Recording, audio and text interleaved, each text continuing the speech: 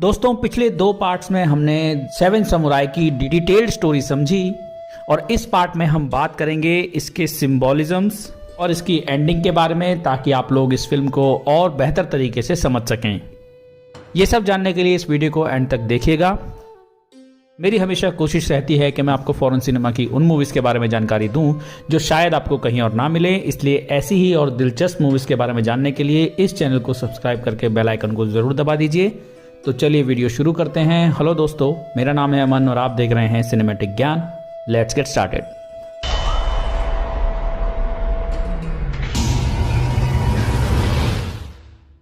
दोस्तों, सिंबॉलिज्म्स में मैं सबसे पहले बात करना चाहूंगा काम्बे की टॉप नॉट और उसके हेड रब के बारे में। काम्बे शिमादा से हमारी पहली मुलाकात तब होती है जब वो नॉट यानी चोटी काट रहा है और एक मॉन्क से अपना सर मुंडवा रहा है। ये चोटी समुराई का एक इम्पॉर्टेंट स्टेटस मार्कर है और यहाँ किसी का बाल काटना उसकी सोशल पोजीशन को छोड़ने के एक्ट को सिंबलाइज करता है। काम्बे बिना किसी हिचकिचाहट के ऐसा काम कर देता है जब उसे बताया जाता है कि एक बच्चे को एक डाकू के हाथों जान से मारे जाने का खतरा है, जिसने उसे किडनैप कर लिया है। इस इंट्रोडक्शन से हम काम्बे के कैरेक्टर को समझना शुरू करते हैं और देखते हैं कि वो न्याय की सेवा के लिए किस हद तक जाने को तैयार है, और ये देखने के लिए भी कि क्या सही है। फिल्म के बाकी हिस्सों में हम देखते हैं कि काम्बे अपना सर बार बार रब करता है जहां उसकी चोटी हुआ करती थी। यह उसके मॉरल कंपस का एक सिंबल बन जाता है और दूसरों को प्रोटेक्ट करने के लिए वो पर्सनल रिस्पॉन्सिबिलिटी महसूस करता है। वो अपने सर को तब रब करता है जब वो उन कठिन सवालों पर विचार करता है जो दूसरों को गंभीर रूप से अफेक्ट कर सकते हैं। दूसरा सिंबॉलिज्म है बारिश। अगर आप ध्यान दें तो फिल्म की आखिरी बैटल मॉनसून जैसी मूसलाधार बारिश के बीच होती है, जिसमें कीचड़ भी काफी हद तक ऐसे लोगों का काम और मुश्किल कर देती है जो पहले से ही बहुत परेशान हैं। अगर विजुअल सेंस की बात की जाए तो ये आखिरी बैटल को काफी डायनामिक और एक्साइटिंग बना देती है, जिसमें लोग लिटरली मक्खी की तरह मरते रहते हैं। और एक थीमेटिक स्टैंड पॉइंट से ये नेचर ऑफ वर्ल्ड और इसके बीच ये कन्फ्लिक्ट कैसे चलता है उसके बारे में काफी स्ट्रॉन्ग स्टेटमेंट हमारे सामने पेश करता है। वेस्ट की फिल्म्स में हम ये सब देखने के आदी हैं, जिसमें न्याय आखिर में होता है, अच्छे आदमी जीतते हैं और बुरे हार जाते हैं, और ये इसी तरह चलता रहता है। पर 7 समुराई में इससे कहीं ज्यादा मॉरल एम्बिग्यूटी है, जिसमें जीत बहुत थोड़े वक्त के लिए ही दस्तक देती है और हार इसके साथ ऐसे जुड़ी होती है जिसे इससे अलग कर पाना लगभग नामुमकिन है।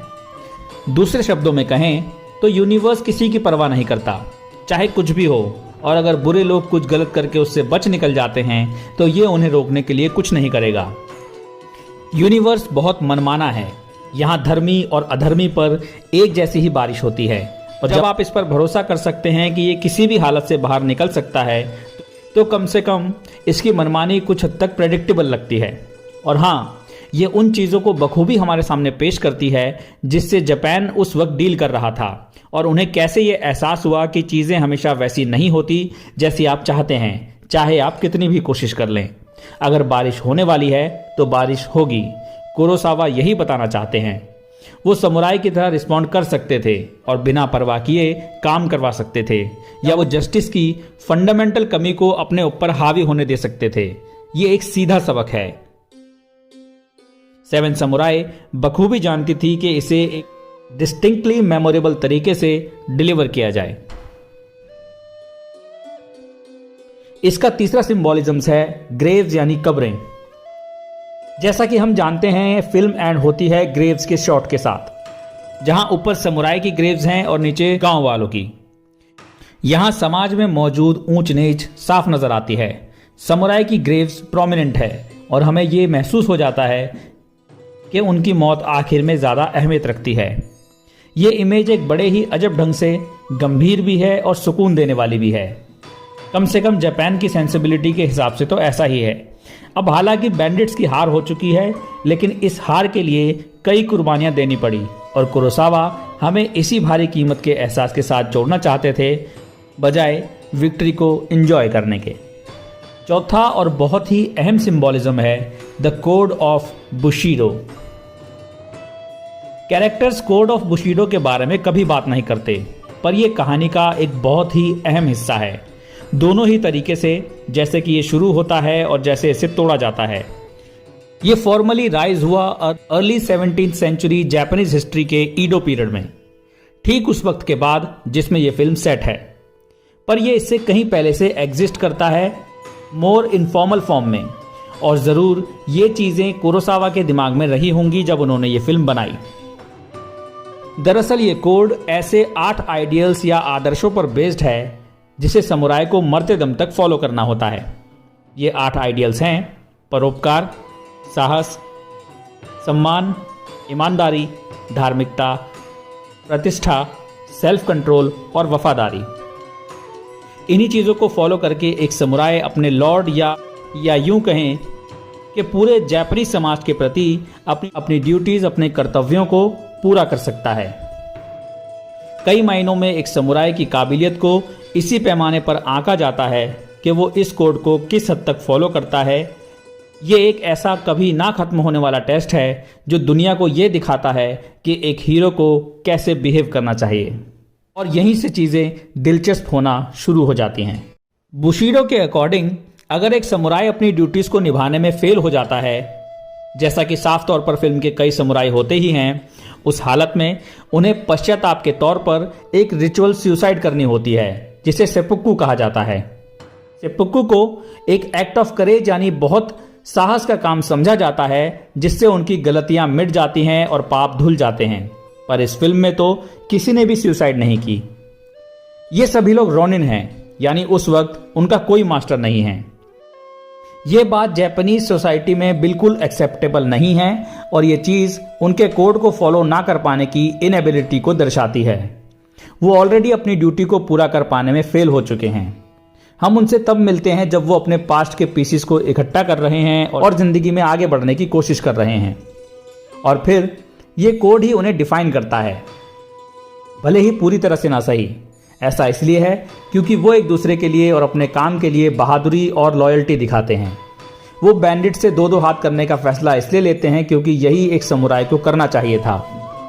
और वो ये इसलिए नहीं करते क्योंकि उन्हें इसके लिए कोई ऑनर मिल रहा था या वो फेमस हो रहे थे, बल्कि शायद इसलिए कि ये काम उन्हें वाकई एक समुराय जैसा फील करवा रहा था जो वो थे, ना कि मर्सनरीज यानी एक हायर्ड सोल्जर की तरह जो वो बन चुके थे। यही सेंस ऑफ ट्रेजेडी है जो उन्हें किसी भी सिंपल हीरो से ज़्यादा दिलचस्प बनाती है। ये लोग वैसे ही अपने पास्ट में झेले गए फेलियर और सफरिंग्स की वजह से अपना चार्म खो चुके हैं। यहाँ उनका काम उस कोड को रिफ्लेक्ट करता है जो वो कभी फॉलो करते थे और जितना उनसे हो सकता है आज भी उसे फॉलो करते हैं। पर ये लोग उस कोड की लिमिट्स को देख चुके हैं। वो जानते हैं कि बुशीडो उनके सभी सवालों का जवाब नहीं दे सकता और वो आखिरकार उसे कायम रखने के लिए सुसाइड नहीं करना चाहते हैं। बुशीडो यहाँ उनके एक्शंस को गाइड करता है, पर उन्हें यह भी रिमाइंड करवाता है कि वो उस मकाम को कभी छू नहीं पाएंगे जो ये डिमांड करता है। जो कुछ भी वो करेंगे इनफ नहीं होगा, पर वो फिर भी जितना हो सकता है उतना करते हैं और अपने अच्छे काम को एक्सेप्ट करने के साथ साथ हर फेलियर के साथ जीना भी जारी रखते हैं। ये आइडिया एक ऐसी कंट्री के लिए बहुत पावरफुल था जिसने हाल ही में एक बड़ी लड़ाई हारी हो। वो इन किरदारों के दर्द और ट्रेजेडी को समझ सकते थे, भले ही फिर उन्होंने इनके हीरोइक काम पर चीयर किया हो। उन्होंने उस चीज़ के साथ ज़िंदगी जीने का रास्ता ढूंढ लिया जिसके साथ जीना कभी नामुमकिन लगा करता था। बुशीडो कहीं ना कहीं इन किरदारों के साथ एक उदास बादल बन के छाया रहता है और ये हमें काम्बई के आखिरी शब्दों में बखूबी नजर आता है, the farmers have one not us, यानी कि जीत किसानों की हुई है, हमारी नहीं। चलिए दोस्तों, अब आते हैं इस फिल्म की एंडिंग पर। ये एक तरह से हैप्पी एंडिंग है। डाकुओं की मौत हो चुकी है, गांव को बचा लिया गया है और समुराय की जीत हो गई है। तो फिर क्यों हमें ऐसा महसूस होता है कि यहाँ कुछ तो अधूरा रह गया है? सबसे पहली बात, ये जीत एक बड़ी कीमत चुका कर आई है। कई किसानों के साथ 4 समुराय भी मारे गए हैं और बचे हुए 3 को शुक्रिया के एक शब्द के बिना ही अकेला छोड़ दिया गया है। किसान खुशी खुशी गाते हुए अपने खेतों में चले जाते हैं, जबकि काम्बई, कात्सुशिरो और शिशिरो जी अपने साथियों की कब्रों पर दुख के साथ देखते रहते हैं। ये काफ़ी हार्श है, लेकिन क्या करें, ये वो दुनिया है जिसमें वो रह रहे हैं। किसान उन्हें तब तक प्यार करते हैं जब तक उन्हें ज़रूरत होती है, और वो भी सिर्फ इसलिए कि वो खतरा टल जाने पर उन्हें अलग कर सकें। ये बचे हुए 3 लोगों को इस तरह से डैमेज कर देता है जैसा कि उनके मरे हुए साथी कभी नहीं हो सकते थे। काम्बई और शिचिरोजी के लिए इसका मतलब है सर्वाइविंग गिल्ट के एक और मस्ती भरे दौर से निपटना। हमने उनकी पहले की बात से अंदाजा लगाया कि शायद वो उस लड़ाई के ओनली सर्वाइवर्स बचे हैं जिसने उनके लॉर्ड को मार डाला, जिसका मतलब था कि अपने सभी दोस्तों को मरते हुए देखना और ये महसूस करना कि वो उनके साथ मरकर अपनी शपथ और अपने कर्तव्य को पूरा नहीं कर सके। इस एडवेंचर में कम उम्र वाले यंग कात्सुशिरो को एक बिल्कुल ही अलग तरह के दर्द से जूझना पड़ा। वो शीनो से प्यार करता है और शायद वो भी उससे प्यार करती है, लेकिन भले ही दुनिया इधर की उधर ही क्यों ना हो जाए, पर एक किसान की बेटी और एक समुराई कभी एक साथ नहीं हो सकते।